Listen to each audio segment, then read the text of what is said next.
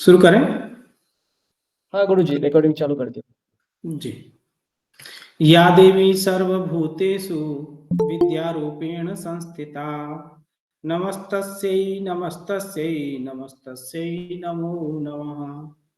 सर्वेभ्यो नमो नमः।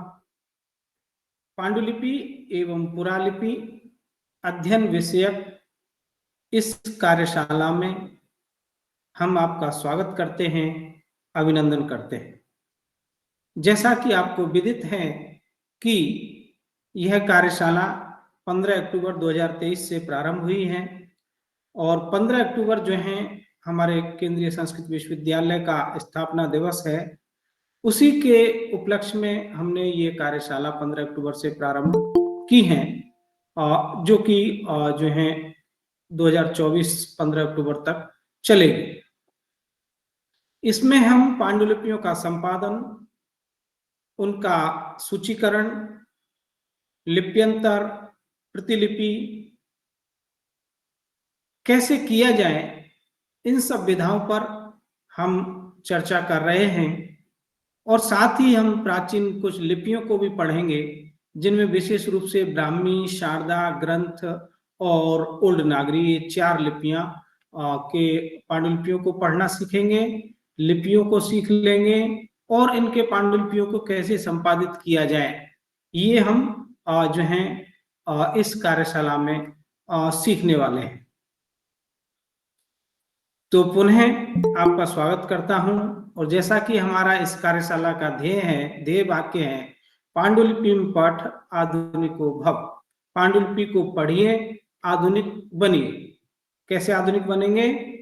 यानी कि अपने ज्ञान में वृद्धि करके, वहां उन पांडुलिपियों में, उन शास्त्रों में, उनमें जो है आयुर्वेद है, ज्योतिष है, व्याकरण है, छंद शास्त्र है, खगोल शास्त्र है, विमान शास्त्र है, और जो हमारे आचार्यों ने बड़े तप से और तत्कालीन परिस्थितियों में योग के बल पर उन चीजों का साक्षात्कार किया करके उन पांडुलिपियों में, उन ग्रंथों में लिख करके हमको हमारे तक भी पहुंचाया है। उन चीजों को हम जान करके हम अपने ज्ञान की वृद्धि कर सकते हैं और ज्ञान की वृद्धि होने से हम जो है आधुनिक बन सकते हैं।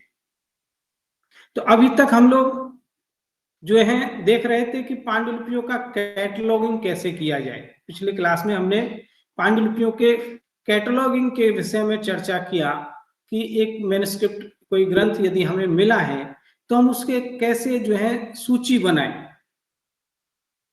और कैटलॉगर्स की काफी आवश्यकता है।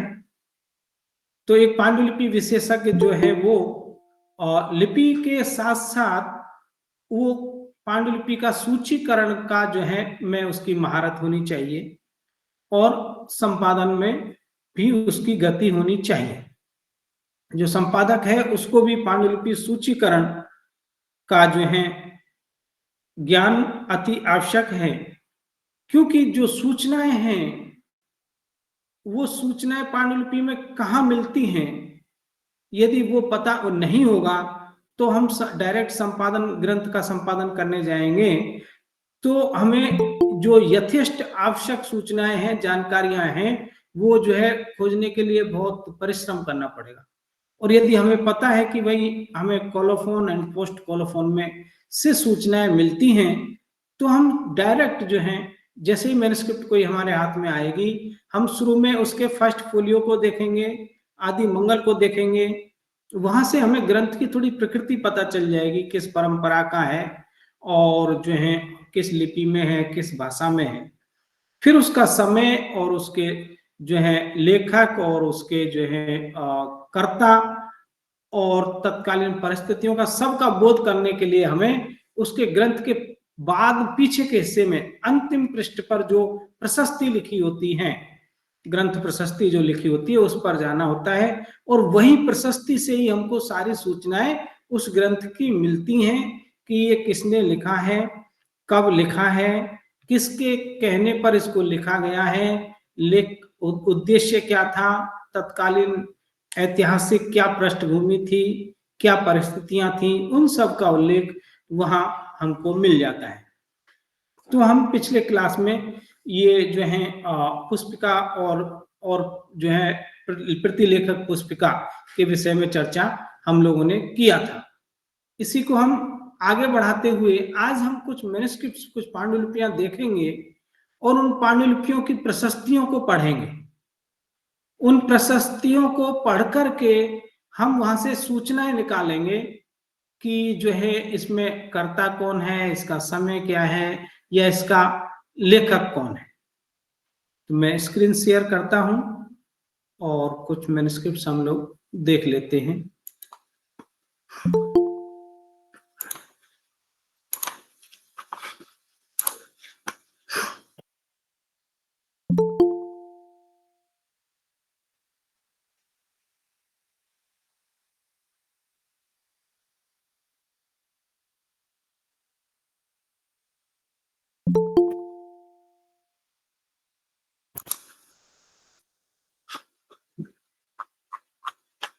मेरी स्क्रीन दिखाई दे रही है आप लोगों को?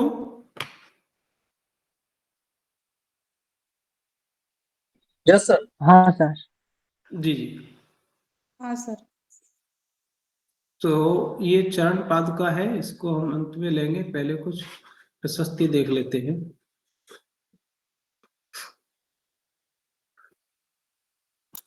देखिए, एक ये मैन्युस्क्रिप्ट हम देखते हैं, दिखाई दे रही है आप लोगों को?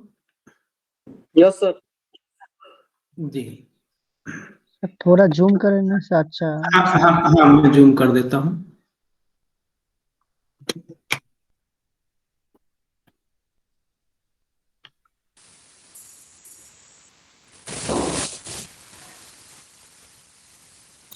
अभी ठीक है?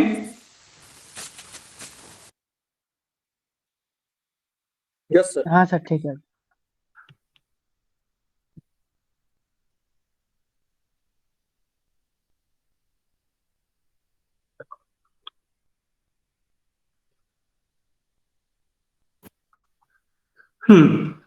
देखिए, जैसे ही हमारे हाथ में कोई पांडुलिपि आती है, पहले तो हमें देखना है कि वो किस साधन पे लिखी हुई है। तो आप इसको देखते ही पहचान सकते हैं कि ये कागज पर लिखी हुई पांडुलिपि है। कागज कैसा है? हस्त निर्मित है, हाथ से बना हुआ है।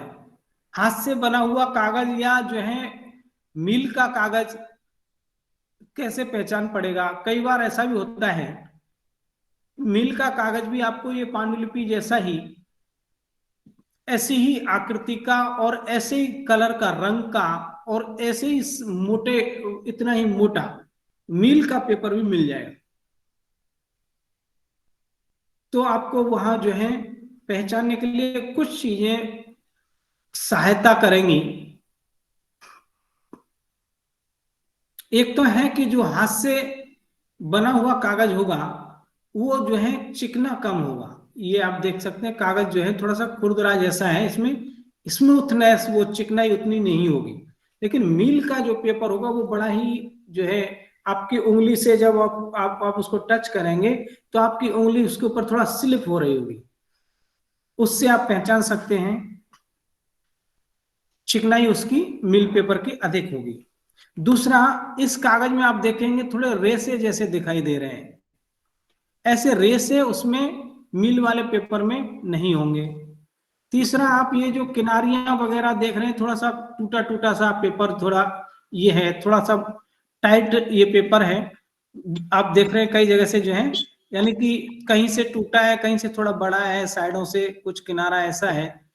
तो इससे भी हमको आइडिया आ जाता है। वो मिल का जो है क्या पूरा मशीन से बना होगा तो चौकोर होगा, उसमें कहीं जो है और ये जो है कुछ छोटा बड़ा या ऐसा किनारियां टूटे होने का अंदेशा कम रहता है। और उसमें इसमें हस्त निर्मित कागज में थोड़े धागे होंगे, रेसे होंगे, काले काले से आपको कुछ रेसे दिखाई देंगे। तो इसके आधार पे आप पहचान सकते हैं। दूसरा, अब इस पेपर को, इस मैन्युस्क्रिप्ट को देखने से हमको एक आइडिया और आता है। आप देखिए, ये मार्जिन हाशिया है, लेफ्ट मार्जिन, यहाँ पे इतना हिस्सा थोड़ा ब्लैक जैसा दिख रहा है ना, ये मेरा कर्सर दिखाई दे रहा है आप लोगों को? Yes sir. तो ये जो हिस्सा है ना, इससे, क्योंकि ये लेफ्ट साइड से हाथ से पकड़ने का है, अंगूठे से जैसे पकड़ते हैं, तो इससे पता चलता है कि ये मैन्युस्क्रिप्ट बड़ा ही पॉपुलर है और इसको जो है पढ़ने के लिए बहुत लोगों ने यूज किया है। ये उसके अंगूठे के, उसके हाथ के निशान है। ठीक है, फिर प्रारंभ में हमको देखना है, यहां आप एक 9 संख्या जैसा और उसके ऊपर रेफ जैसा लगा हुआ है, 2 स्टैंडिंग लाइन लेफ्ट साइड में, एक 0, फिर स्टैंडिंग लाइन 2 राइट साइड में। दिखाई दे रहा है आप लोगों को? Yes sir. जी, इसको कहेंगे आदि मंगल चिन्ह। आदि मंगल चिन्ह अर्थात ये ग्रंथ की जो है प्रारंभ का द्योतक है कि ग्रंथ यहां से शुरू हो रहा है, प्रारंभ का मंगल है। और ये आदि मंगल चिन्ह जो है वो बनाते हैं लिपिक। ये लिपिकार का है, लिपिकार के द्वारा बनाया हुआ, लिपिकार इसको बनाता है। और श्री शारदाय नमः यहां तक का जो है मैन्युस्क्रिप्ट में वो जो लिपिकार लिखता है, इससे आगे का पाठ जो ग्रंथ करता है उसका पाठ है। यानी कि ग्रंथ के प्रारंभ का ये 1/4 हिस्सा या उससे भी और 5वां 6ठा हिस्सा जो है पहली लाइन का, ये वो उस लिपिकार के का होता है, लिपिक का होता है। वो लिपिक उसमें कोई आदि मंगल चिन्ह बना सकता है और कुछ जो है आदि मंगल रूपी कुछ छोटा श्लोक या कोई जो है मंगल शब्द लिख सकता है। तो उन्होंने, और वो मंगल शब्द भी जो है ग्रंथ की प्रकृति के अनुरूप लिखेगा। ऐसा नहीं करेगा कि जो है वो जो है कोई ये बुद्धिस्ट परंपरा का ग्रंथ है और उसमें जो है महावीराय नमः लिख दे, या जैन परंपरा का ग्रंथ है उसमें नमो बुद्धाय लिख दे। ऐसा नहीं करेगा। जिस परंपरा का है उस परंपरा के अनुरूप आदि मंगल के रूप में कुछ लिखेगा। तो हमको ग्रंथ कई बार ये श्री शारदाय नमः नहीं लिखा हुआ मिल सकता है, लेकिन ये आदि मंगल मिलेगा। ये इसी से पहचान लेना कि ग्रंथ यहां से शुरू हो रहा है। अब आप देखेंगे कि ऊपर में भी श्री शारदाय नमः से पहले आदि मंगल लिखा हुआ है, यहां बीच में भी आदि मंगल लिखा हुआ है। दिखाई दे रहा है आपको? Yes sir. और यहां भी इन्होंने श्री शारदाय नमः लिखा है। और ये जो बीच का जो पाठ है, 1 2 3 4 ये 5 लाइन, इनमें हम देख रहे हैं कि अक्षर जो हैं ऊपर वाले जो अक्षरों से थोड़े मोटे हैं। ये पाठ के अक्षर मोटे हैं। दिखाई दे रहा है आप लोगों को? Yes sir. है ना? और इसके नीचे वाला जो है पाठ है उसके अक्षर भी छोटे हैं। तो इससे हम एक निर्णय पर पहुंचते हैं कि एक तो ये मैन्युस्क्रिप्ट जो पांडुलिपि है वो त्रिपाठी है। कितनी पाठी है? त्रिपाठी, अर्थात इसमें 3 पाठ है। ये मूल पाठ है, मोटे अक्षरों में लिखा हुआ है, और ये एक पाठ है छोटे अक्षरों में लिखा हुआ है, और एक और दूसरा पाठ है जो कि छोटे अक्षरों में लिखा हुआ है। कई बार आप देखते होंगे, आप अभी भी कुछ लिखते हैं, कुछ नोट्स वगैरह बनाते हैं, तो मूल जो चीज जो हेडिंग होगा उसको बड़ा लिखेंगे, फिर उसका सब जो है टाइटल होगा वो थोड़ा छोटा होगा। या फिर आप कोई कुछ लिख रहे हैं तो उस पर कुछ टिप्पणी या कुछ फुटनोट या कुछ नोट देंगे, नोट्स आप देंगे तो उसके अक्षर थोड़े छोटे होंगे। यही परंपरा यहाँ है। मूल पाठ को थोड़े बड़े अक्षरों में लिखा है और बीच में लिखा है, और ऊपर नीचे इसी पाठ की व्याख्या की है।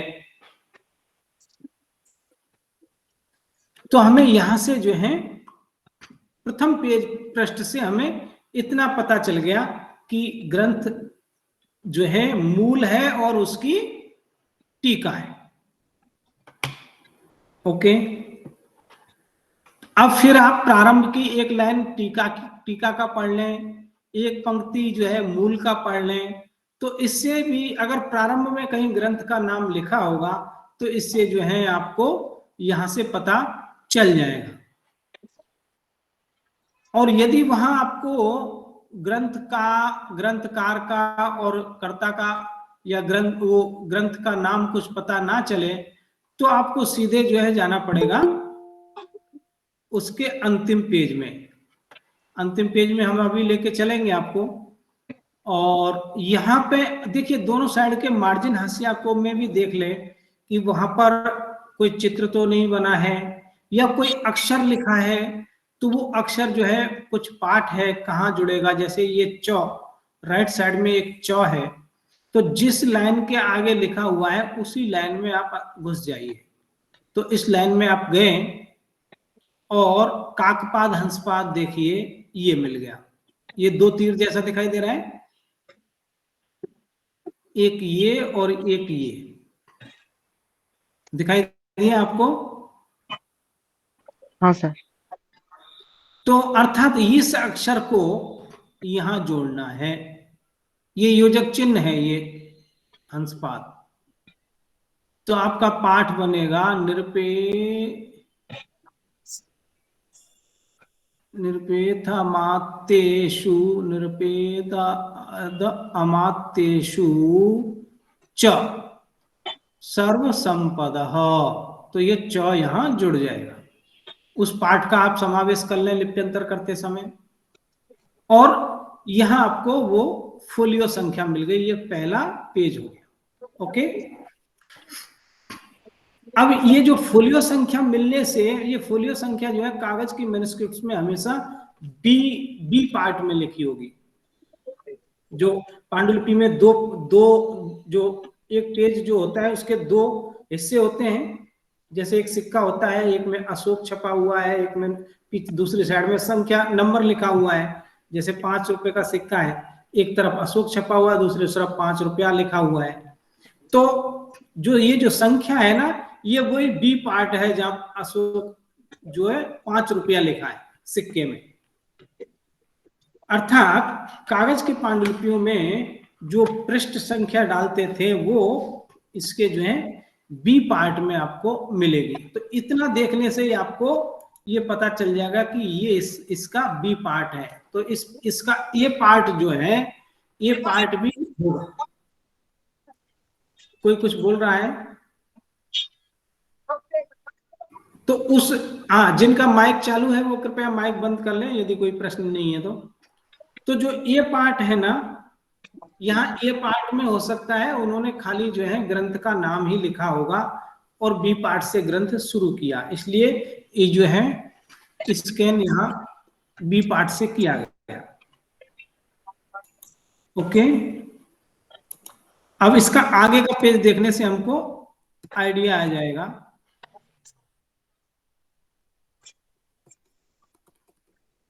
देखिए ये पेज नंबर वो 1 था, ये पेज नंबर 2 आ गया।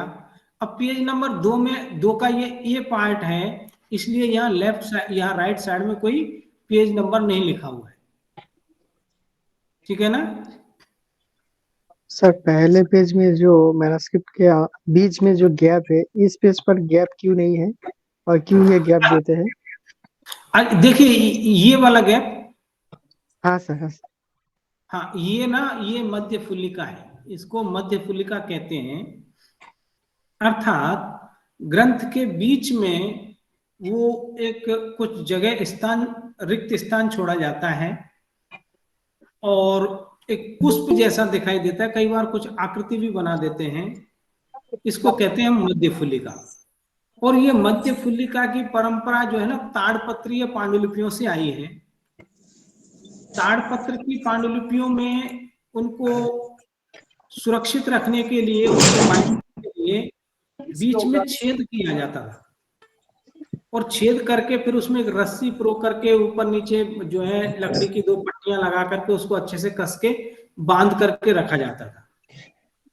तो उसी ताड़पत्रीय परंपरा को फॉलो करते हुए कागज के पांडुलिपियों में भी बीच में ऐसा रिक्त स्थान छोड़ा जाने लगा और कहीं कहीं कुछ लोग जो है उसमें चित्र बनाने लगे। इसको मध्य फुल्लिका कहते हैं। तो ये इसीलिए है। अब आपका ये है कि भाई प्रश्न ये है कि दूसरे वाले पेज पर क्यों दूसरे नहीं बार है? नहीं क्यों है? हाँ। जी, तो दूसरे वाले पेज पर वो ऐसा हो सकता है कि पाठ ज्यादा था, यदि वो ये मध्यफुलिका के लिए रिक्त स्थान छोड़ते तो ये इनका शायद ये एक ही पेज में पाठ, इस पेज में पाठ पूरा हो नहीं पाता, इसलिए हो सकता है उन्होंने स्थान रिक्त नहीं रखा। और यदि देखेंगे तो थोड़ा सा उसको छोटा कर दिया, ये देखिए ये स्थान दिखाई दे रहा है आपको, हाँ हाँ दिखाई दे रहा है। तो यहाँ पे थोड़ा सा रिक्त स्थान छोड़ा है, उसको छोटा कर दिया, स्पेस की कमी के कारण ऐसा हो सकता है।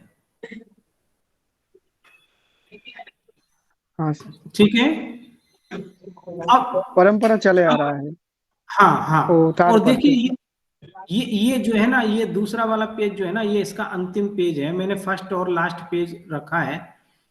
ये ग्रंथ का प्रारंभ का पेज, जहां पर ग्रंथ का नंबर लिखा हुआ है 2458, और उस कहाँ का है, उस भंडार का सील लगा हुआ है।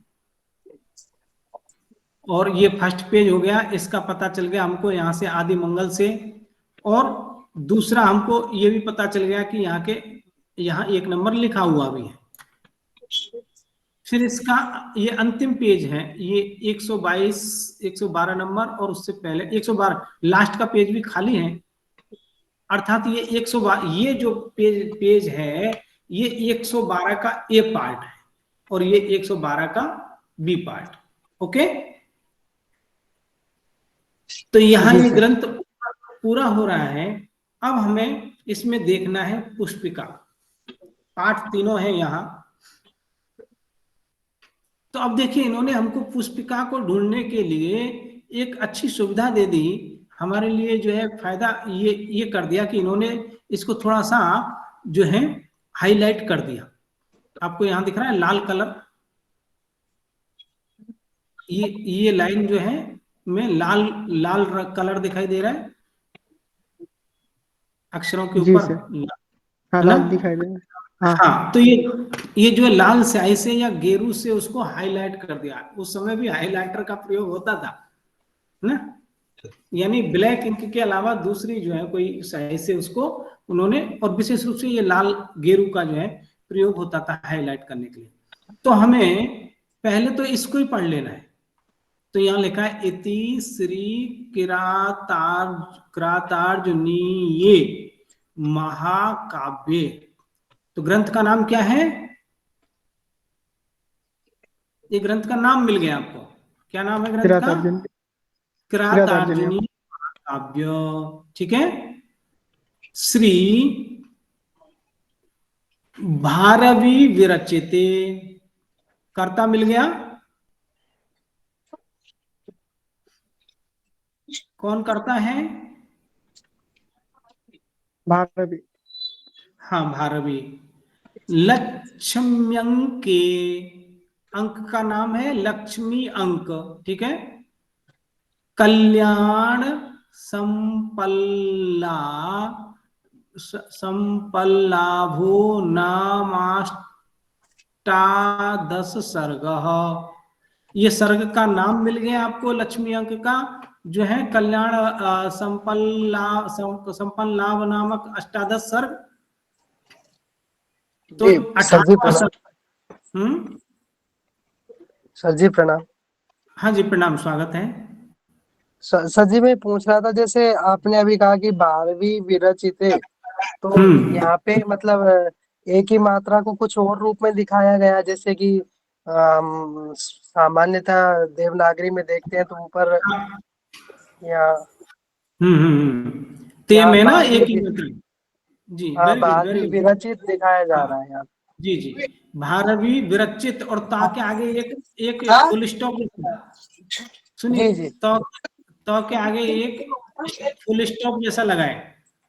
जी तो ये जो इससे पता चल रहा है हमको कि ये मैन्युस्क्रिप्ट जो है पड़ी मात्रा वाली है। पड़ी मात्रा मतलब प्राचीन नागरी में मात्राएं, अभी जो देवनागरी में जो जैसे मात्राएं लगती हैं वैसी जी जी मात्राएं प्राचीन नागरी में नहीं थी। प्राचीन नागरी में अक्षर के आगे या पीछे, अग्रमात्रा भी बोलते हैं इसको, अग्रमात्रा, पृष्ठ मात्रा, या ऊपरी मात्रा, आधा मात्रा, तो ये अक्षर के आगे में लगा करके एक ही मात्रा लगाई है। और नागरी, प्राचीन नागरी से निकली है बंगाली। यदि और बंगाली ने, ये आधुनिक बंगला ने भी इस परंपरा को ऐसे कैसे ही मात्रा लगाने की परंपरा को फॉलो किया है। यदि हमारे इस क्लास में कोई बंगाली कोई विद्यार्थी हैं तो वो इस बात को जो है आसानी से समझ पा रहे होंगे। कोई बंगाल से जुड़े हैं हमारे क्लास में? हाँ सर। हाँ सर। हाँ, नाम बताएं, कहाँ से हैं? सर मेरा नाम निशिकांत पांडे है सर, मैं बंग प्रदेश के मालदा जिला से हूँ। हाँ, तो बंगाली में एक ही मात्रा ऐसे ही लगती है ना अक्षर के आगे, राम जी राम जी। ठीक है ना? हाँ सर, हाँ सर, एक ही मात्रा ऐसे ही लगते हैं और थोड़ा हाँ, बेक्या और थोड़ा टेढ़े होते हैं और थोड़ा थोड़ा टेढ़े होते हैं। और थोड़ा सेम राइट, ऐसे ही होते वर्ण हैं। के पहले होता है। हाँ सर। इसके नीचे थोड़ा राइट साइड में ऐसे झुका होगा अक्षर की ओर ना। हाँ सर। हाँ सर, हाँ, छोटा झुका हुआ गोल होता करके है होता है। बिंदु की तरह। वो प्रयोग भी आपको ओल्ड नागरी में इससे, यानी कि ये प्रत जिस समय की है उससे और थोड़ी प्राचीन प्रत में जाएंगे आप तो मात्रा का वही प्रयोग आपको मिल जाएगा, जो कि राइट साइड में नीचे से थोड़ा अक्षर की ओर झुका होगा। चलो चलो भाई। कृपया माइक बंद कर ले जिनके यहाँ से आवाज आ रही है। तो भारवी विरचिते ये एक ही मात्रा है। अष्टादश सर्ग हो गया, 18 नंबर भी लिखा है 6। अब हमें यहां से देखिए ग्रंथ का नाम पता चल गया और ग्रंथ अब विरचित है, लिखित नहीं है। इसका मतलब भारवी इस ग्रंथ के कौन है? कर्ता, ना कि लेखक, लिपिकार नहीं है। तो ये जो पुष्पिका है ये पुष्पिका कहलाएगी कोलोफोन, अर्थात कर्ता की पुष्पिका। ग्रंथ की मूल जो है रचना प्रशस्ति इसको कहेंगे, क्योंकि रचनाकार की प्रशस्ति है। अष्टादश सर्ग हो गया। श्री संवत, अब देखिए संवत लिखा है 1671 वर्षे, वर्षे में भी एक ही मात्रा ऐसे ही है, अग्रमात्रा। अब इस ग्रंथ का आपको समय मिल गया तो आपको जो है कैटलॉगिंग करते समय ग्रंथ का नाम क्रातार्जुनियम, ग्रंथकर्ता का नाम भारवी और रचना संवत 1671। ओके, वर्षे श्री श्रीमद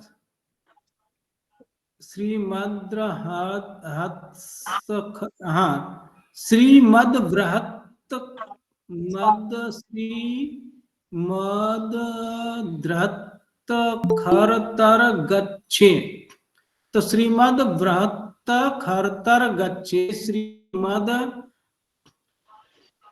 कच्छर पाती, श्रीमद, हाँ, श्रीमद अकब्बर, अकब्बर पाती शाही।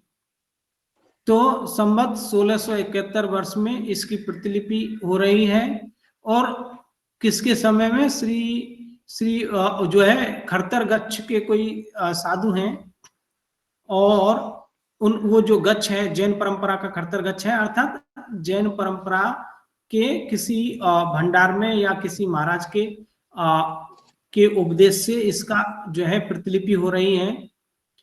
गच्छे श्रीमद अकबर पातिशाह, अर्थात अकबर बादशाह, श्रीमद अकबर पातिशाह, पातिशाह माने बादशाह, अकबर बादशाह का नाम उल्लेख है। अकबर बादशाह जो है वही 16वीं शताब्दी के हैं, 16वीं 17वीं शताब्दी के। 1671 वर्ष में अकबर बादशाह को जो है पातशाही सुम्न श्री सलेम शाही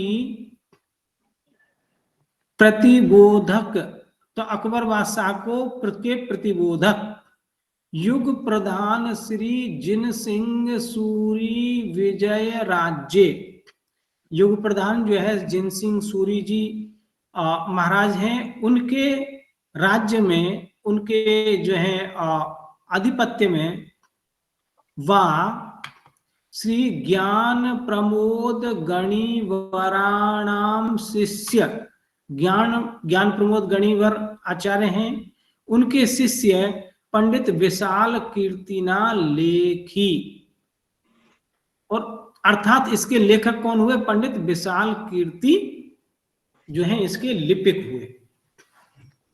फिर तो ये समय 1771 चला जाएगा, उसमें इस पांडुलिपि का समय यानी कि जो पोस्ट कॉलोफोन की सूचना। ठीक है, प्रतिलेखक कौन है इसके? विशाल कीर्ति, पंडित विशाल कीर्ति। ज्ञान प्रमोद गणिवराणाम शिष्य, किनके शिष्य हैं? ज्ञान प्रमोद गणी जी के ये शिष्य हैं। और जिन सिंह सूरी जो है कौन है? वो जो है अकबर बादशाह के प्रतिबोधक हैं। अकबर बादशाह को जिन्होंने जो है जिनको अकबर बादशाह भी गुरु मानता था। ओके, तो इतना हमको यहां से पता चल गया। इसी बात को यहां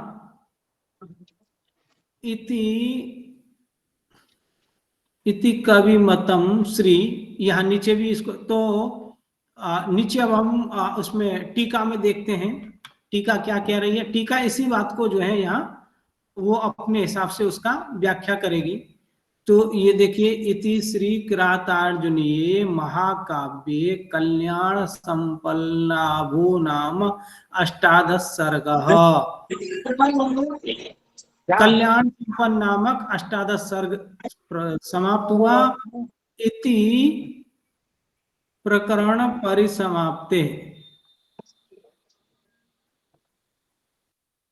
ओके, तो किरातार्जुनीय किरति बाण नीति किरातः, यहाँ ये व्याख्या कर रहे हैं।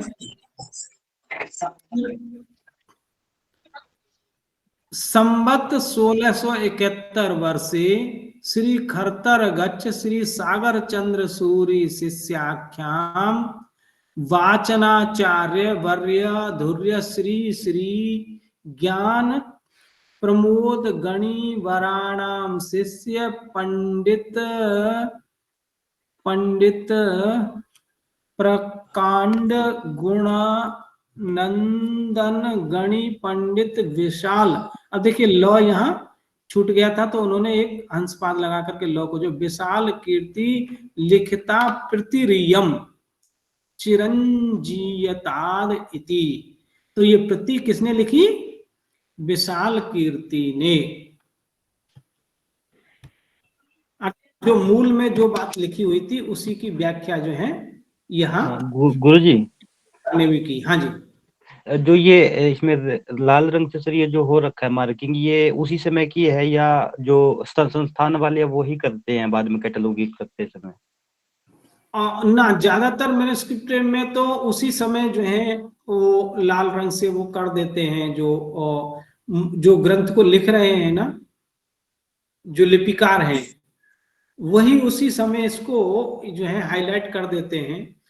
और बाद में भी हो सकते हैं, यदि कोई ग्रंथ में हाईलाइट नहीं किया है उसने, तो बाद में वो जो है बाद के भी कोई आचार्य उसका लिप्यंतर कर रहे हैं या उसको पढ़ रहे हैं, अगर उनके पास और डंडी और डाल देते हो, बैठने में भी दिक्कत हो, कुछ भी हो, कहीं चबो। अरे क्या बोल देंगे कि खाएंगे तो उठा के रख देंगे बाद में। आती है कई बार सर तो भूख वैदिक जी का कोई किसी माइक ऑन है? अरे हाँ, सुनिए, किसी का यदि प्रश्न नहीं है तो अपना माइक बंद कर ले प्लीज। आप राजेश जी देखिए किसका माइक खुला है।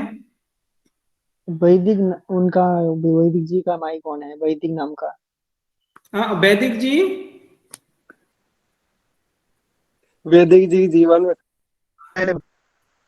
वैदिक जी शायद दौसा वाले हैं क्या?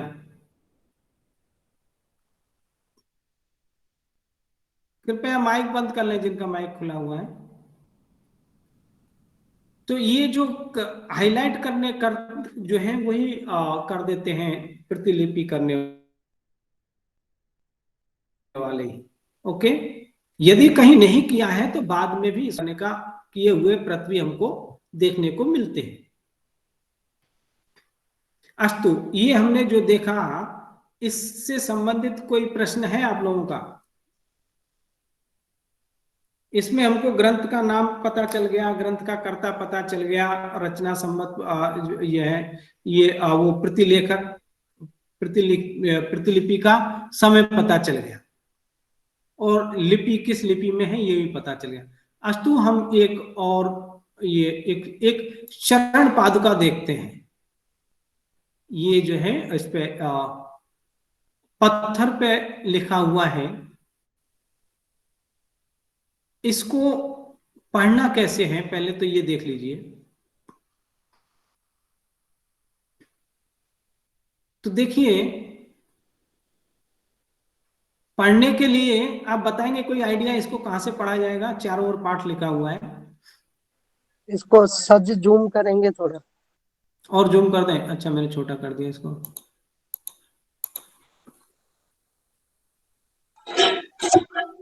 रोटेट कर दूं क्या?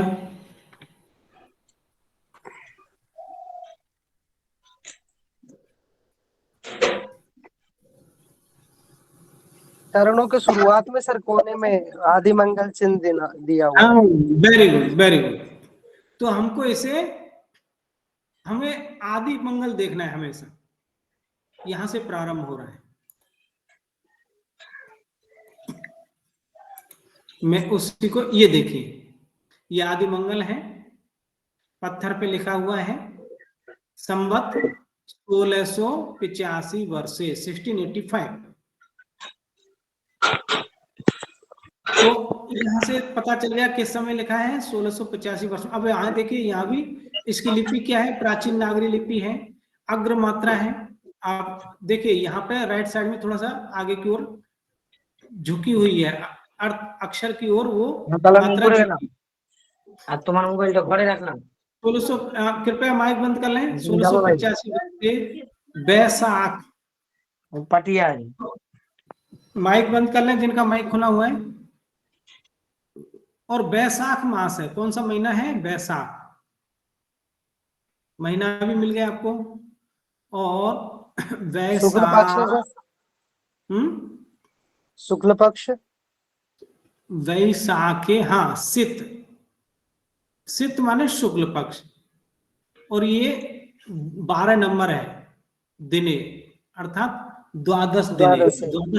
द्वादश दिने मतलब द्वादश तिथि, हाँ, 12।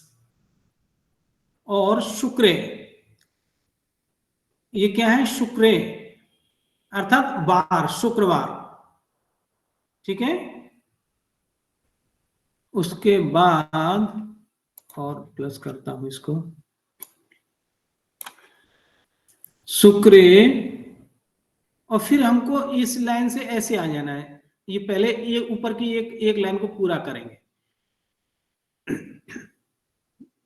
और इसको रोटेट कर देता हूं।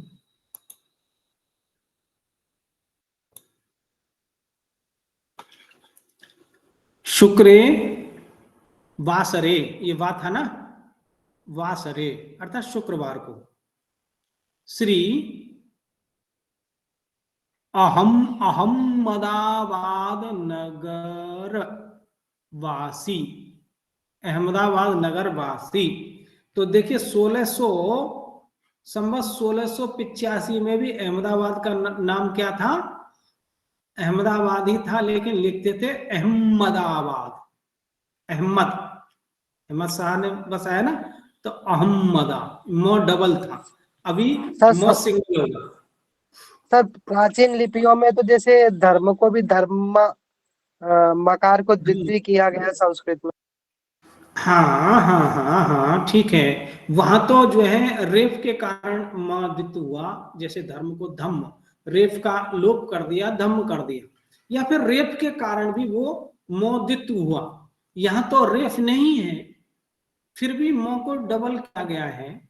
तो अहमद शाह को जो है, क्योंकि वो शासन उस समय वो वही उन्हीं का शासन भी था, इसलिए अहमद पूरा क्लियर करके लिखा अहमदाबाद। ओके। नगरवासिभ्य, अहमदाबाद नगरवासी श्रीमाली ज्ञातीय, फिर यहाँ श्रीमाली ज्ञातीय, ज्ञाति माने जाति, श्रीमाली जाति के और वृद्ध शाखीय, वृद्ध शाखा, बड़ी शाखा, 2 अर्थात दोषी हो सकता है, पति आसुत 2, पति आ पनी दोषी, पति आ सुत, उनके सुत हैं पुत्र, फिर 2 दोषी हो सकता है, हीर जी। ओके, एक लाइन पूरी हो गई।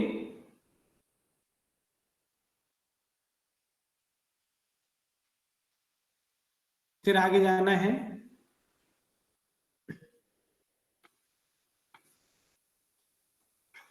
यहां से फिर से दूसरी लाइन आएगी, दोषी मनी आ दोषी, और इसको घुमा देते हैं, मदन दोषी, रतना, मतलब उनके परिवार के नाम लिखे हुए हैं, अविधान, अविधान ही, रतन और अविधानों से, स्वश्रेय से, अब ये लाइन आ जाएगी, स्वश्रेय से, अपने श्रेय के लिए, भट्टारक, ये देखिए भट्टारक, श्री विजय तिलक सूरी नाम पादुका, तो ये पादुका किसकी है? भट्टारक विजय तिलक सूरीश्वर जी महाराज साहब की ये पादुका है। ठीक है। कारिता, प्रतिष्ठित,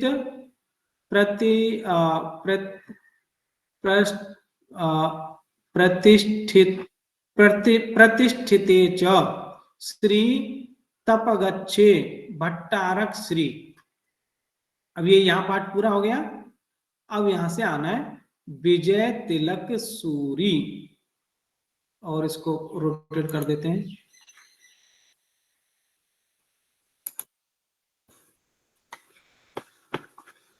विजय तिलक सूरी, विजय तिलक सूरी भट्टालंकार भट्टारक श्री विजयानंद सूरी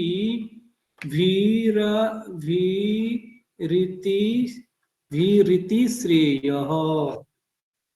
ओके, तो इस प्रकार से आपको जो है, यदि किसी प्रतिमा पर या किसी चरण पादुका पर कोई पाठ लिखा हुआ है तो उसको ऐसे पढ़ना है। ऐसा नहीं पढ़ना है कि एक लाइन ये पढ़ ली और तुरंत इसके नीचे की लाइन ये पढ़ ली फिर ये पढ़ा, तो आपका पाठ बैठेगा नहीं।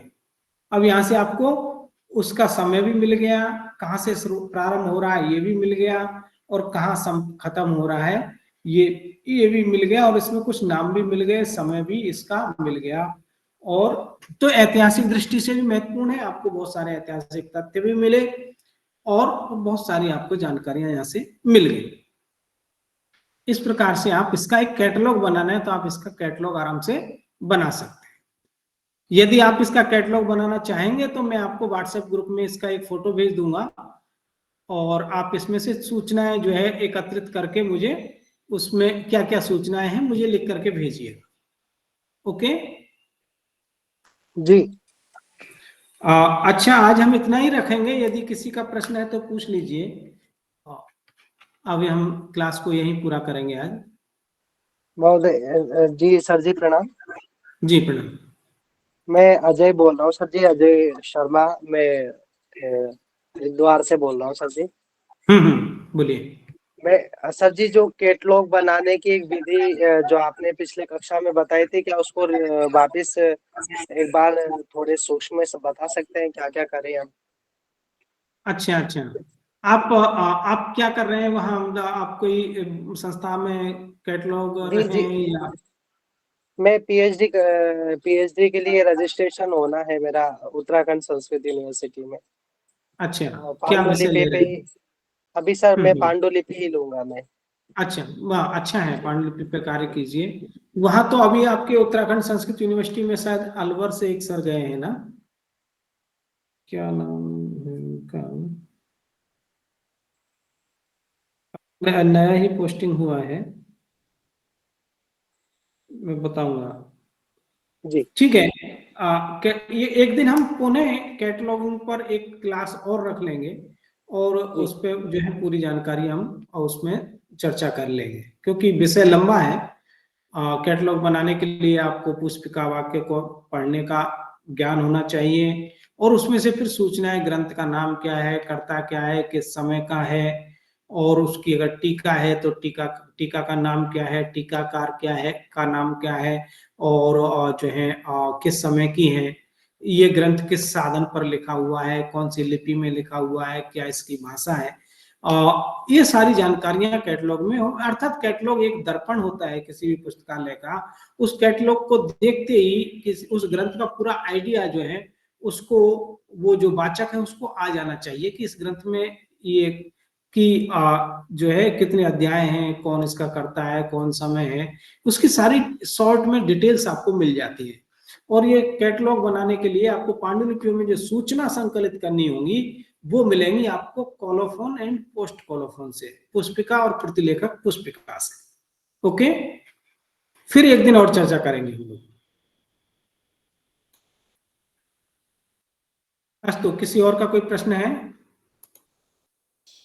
नमस्कार गुरुजी, मैं पारुल मंडी हिमाचल प्रदेश से बोल रहा हूँ जी।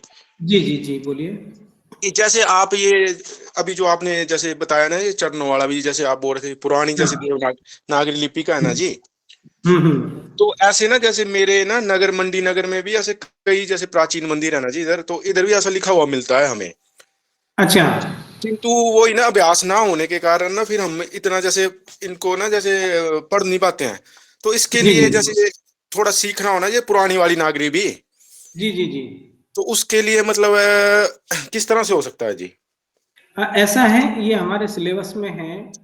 अच्छा ठीक है। पहले हम आपको पांडुलिपियों का स्वरूप और जो है थोड़ा सा उसमें प्रवेश करा रहे हैं। जी जी बाद में हम आपको लिपियां भी सिखाएंगे, और इन पांडुलिपियों को पढ़ना, अभी तो मैं ही पढ़ रहा हूँ।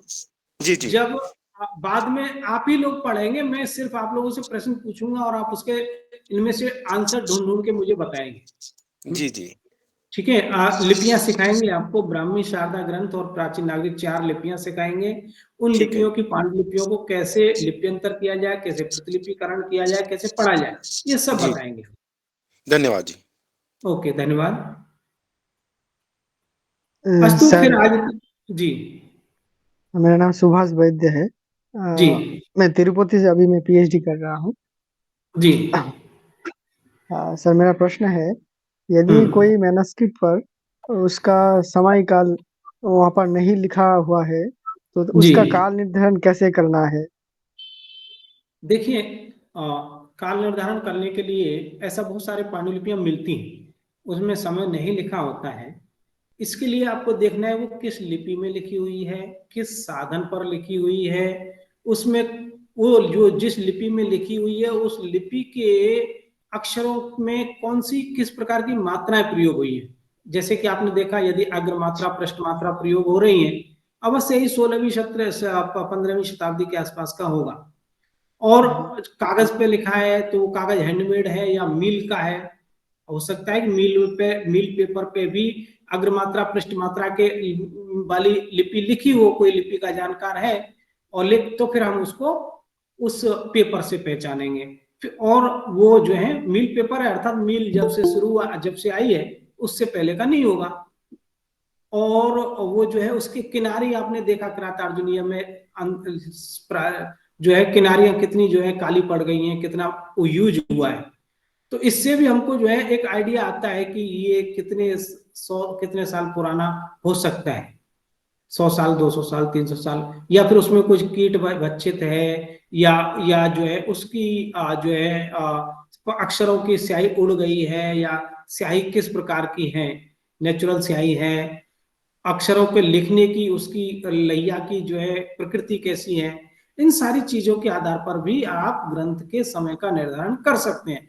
ज्यादा से ज्यादा 10 या 15 साल आगे पीछे हो सकता है, नहीं तो आप एक्यूरेट भी उसके समय पर पहुंच सकते हैं कि ये किस समय की होगी। ओके।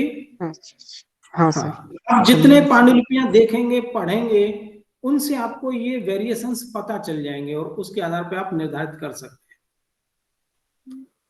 सर मैंने जो प्राचीन, हाँ बोलिए। ये जो प्राचीन नागरीय लिपि आपने दिखाया है, इसका कोई बहुत सारा क्या वेरिएंट होता है? इस काल में ऐसी नागरीय हाँ लिपि चली है, उस काल में? हाँ हाँ, वेरिएशंस हैं, अक्षरों के वेरिएशंस हैं बहुत सारे। कुछ संयुक्त अक्षरों के वेरिएशंस हैं और मात्राओं के भी वेरिएशंस हैं। उनके आधार पर भी देखिए, मैं जो संयोग से मैंने लगभग 1 लाख से अधिक पांडुलिपियों को मेरी नजरों के सामने से देखा है, पढ़ा है। उसके आधार पर मुझे अभी थोड़ा सा इतना आइडिया आ गया है कि मैं उस खाली एक पेज भी आप मुझे देंगे तो मैं उसके अक्षरों को देख करके और उसकी थोड़ा कागज की बनावट को देख करके, कितना यूज हुआ है, उस पर कौन कौन मार्क दिखाई दे रहे हैं, उनके आधार पर मैं आपको एक्यूरेट बता सकता हूँ कि ये किस समय की होगी। तो ये आ जाएगा अगर आप ज्यादा से ज्यादा भंडार में, किसी भंडार में जाए, ज्यादा से ज्यादा पांडुलिपियों के बीच में रहें, उनको पढ़ें, तो वहां से आपको किस शताब्दी में कैसे अक्षर लिखते थे, क्या मरोड़ था और कौन कौन से संयुक्त अक्षर जो हैं प्रयोग होते थे, उसके आधार पे आप समय निर्धारण कर सकते हैं। ठीक है। ठीक है सर, धन्यवाद सर। ओके, आज इतना रखते हैं। आप लोगों ने मुझे धैर्य से सुना, इसके लिए आप सभी का खूब खूब आभार। पुनः सभी को धन्यवाद। कल फिर मिलेंगे हम लोग। धन्यवाद sir. Okay, thank you. Okay sir, thank you. देवदेव नमो नमः, प्रणाम। नमो नमः, धन्यवाद। धन्यवाद ठीक है गुरु जी, हम रिकॉर्ड ऑफ कर देते हैं अभी। जी जी हाँ, थैंक यू। ठीक है, प्रणाम गुरु जी। प्रणाम प्रणाम।